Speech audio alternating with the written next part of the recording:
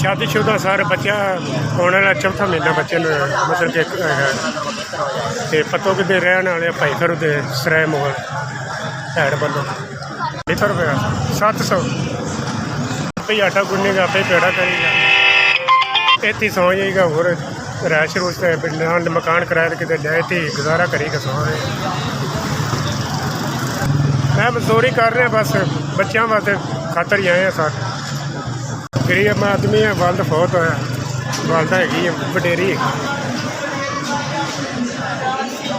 sir नाल गरीब आदमी है मजदूरी कर रहे हैं बच्चों की रोजी कमान आया नाले चावां चुवें फड़ा दी दी नाले इधर अड्डे का भी कम कुम कर लेगा तो कोई 2-2:30 बजे वेल हो जाएगा सुबह फिर 6 बजे उठ गई 12-1 बजे तक फिर दोपहर तक लाएगा तो फिर ये 2-3 घंटे सौन मिलते हैं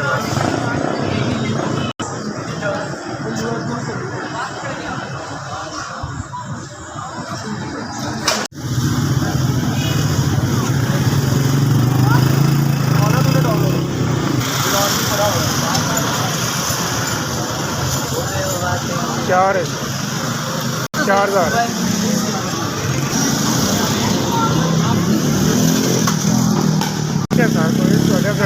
परेशानी पहला जिन्हें सानू 4,000 रुपया दिता अल्लाह ताला के बच्चों की माँ प्यो की भैन भरावान की रब जिंदगी करे गरीब बंदे के साथ शुक्रिया मेहरबानी अल्लाह ताला उन्होंने सलामत रखे जिन्हें सानू 4,000 रुपया भेजा गरीब आदमी है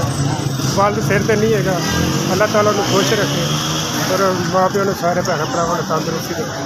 जो उन्होंने भी जन्नत कर BS साहब बड़ी मेहरबानी SBS बैंक